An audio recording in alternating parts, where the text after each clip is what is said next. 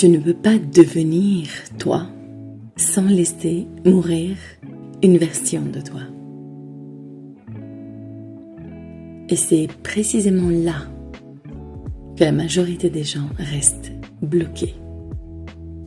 Parce qu'ils essayent de créer une nouvelle vie en restant fidèles à une ancienne identité.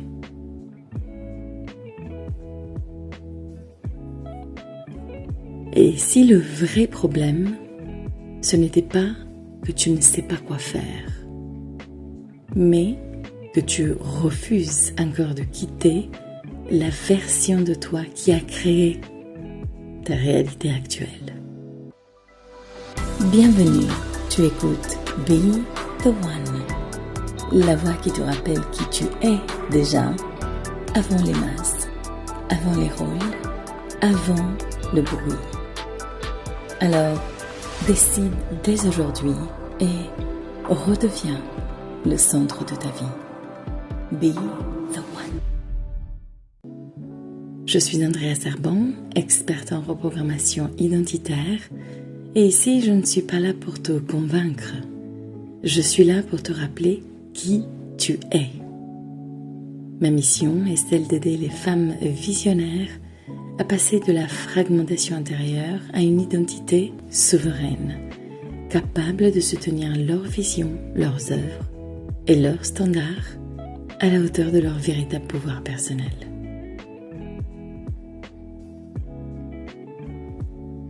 Beaucoup de personnes disent vouloir changer de vie.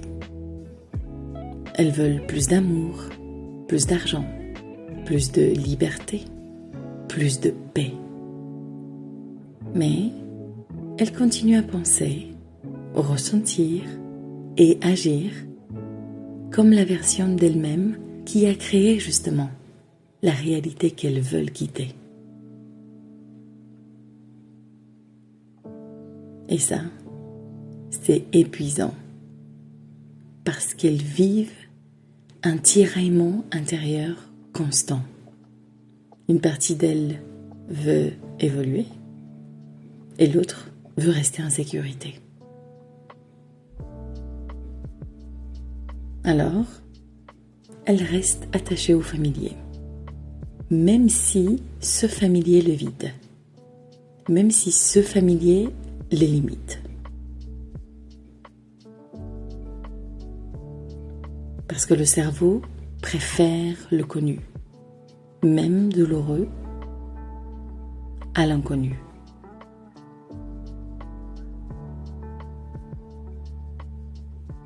Et c'est pour ça que beaucoup de gens restent dans des relations qui ne les nourrissent plus, dans des carrières qui les éteignent, dans des identités qui ne leur ressemblent plus.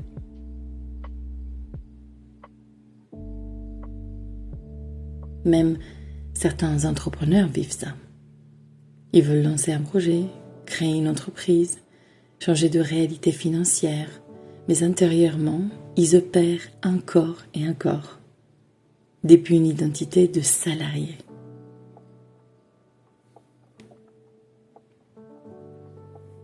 Ils attendent une validation, une autorisation ou une sécurité absolue avant d'agir.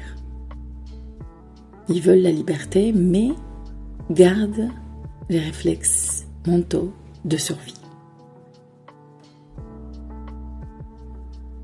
Et tant que l'identité ne change pas, les résultats restent les mêmes.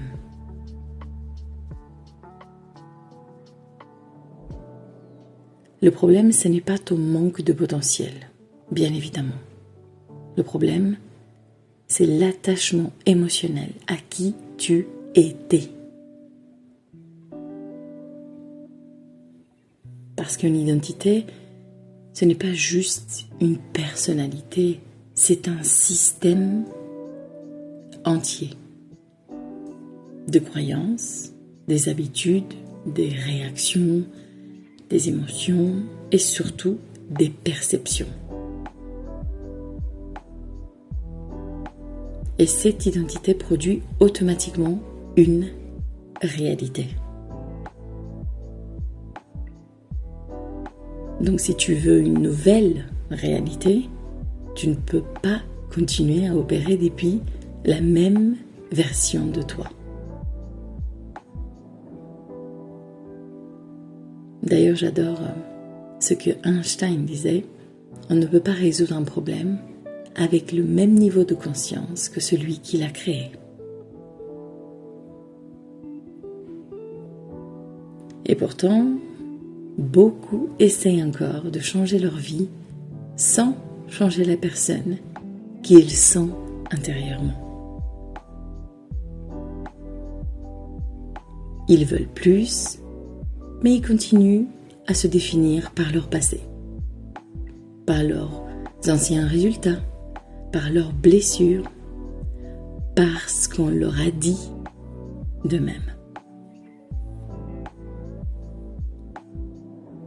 Mais ta vie actuelle n'est qu'une photographie de ton identité dominante.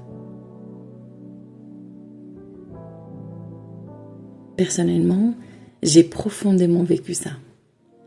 Quand je me suis séparée du père de ma fille, je croyais au début que je quittais simplement une relation. Mais en réalité, je quittais surtout une ancienne version de moi.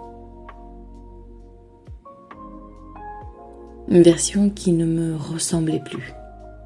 Une version qui avait appris à survivre, mais pas à être pleinement elle-même. Et ça m'a demandé un vrai deuil. Parce que laisser mourir une identité, ça ressemble parfois à perdre quelqu'un. Même quand c'est juste, ça fait peur. Mais j'ai compris une chose. Je ne pouvais pas me retrouver sans quitter ce que je n'étais plus.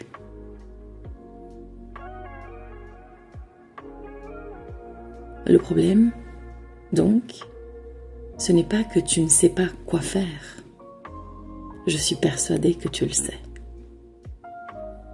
Le problème, c'est que tu essaies encore de protéger une identité qui ne peut pas t'amener là où tu veux aller.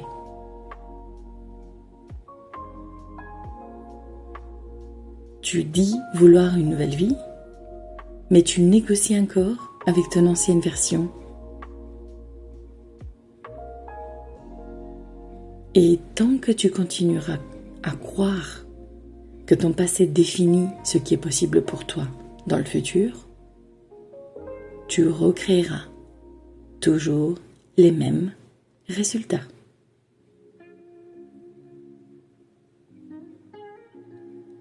Le changement réel commence le jour où tu acceptes que certaines parties de toi ne doivent pas être réparées, mais tout simplement laissées derrière toi.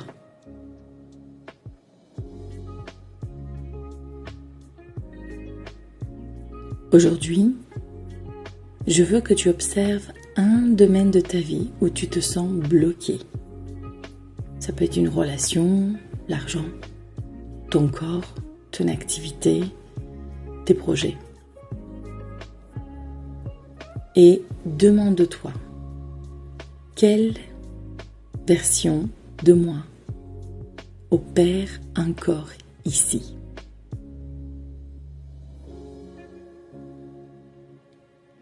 Observe ses croyances, observe ses peurs, observe ses habitudes.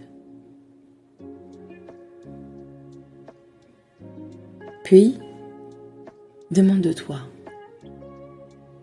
la version de moi qui possède déjà cette réalité, penserait-elle comme ça ?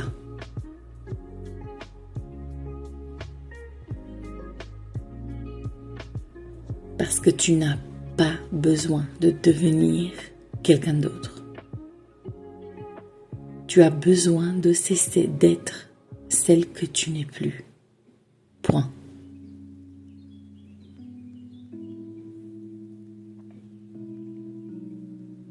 alors ton désir n'est pas là par hasard. S'il revient encore et encore, malgré les années, malgré les peurs, malgré les gens, malgré les détours, c'est qu'il contient une vérité sur qui tu es. Comme j'aime dire toujours, désir égale destinée.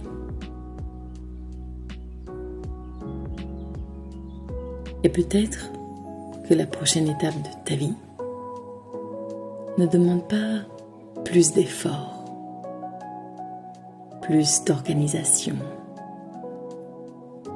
plus de hard work, comme ils disent les Américains. Et ça demande plus de vérité envers toi-même.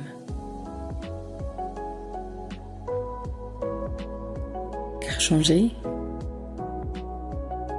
et vivre la vie dont tu as toujours rêvé n'est pas forcément obligé que cela soit créé dans la douleur, dans la peur, ou parce que tu forces.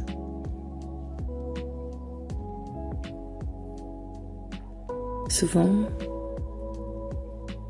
la vie que nous rêvons tous d'avoir, pour la créer, c'est simple. Pas besoin de compliquer.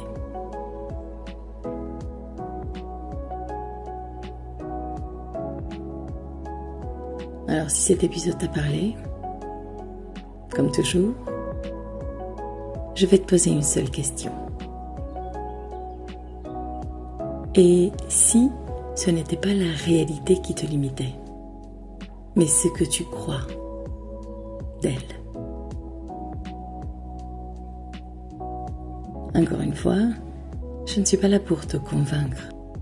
Je suis simplement là pour te rappeler qui tu es. Donc continue à te poser cette question.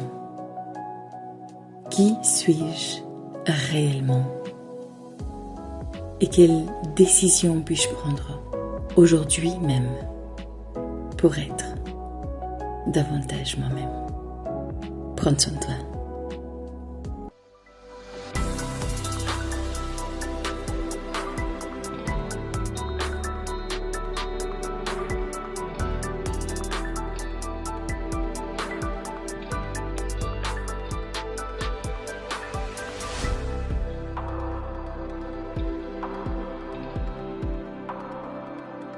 Be the one.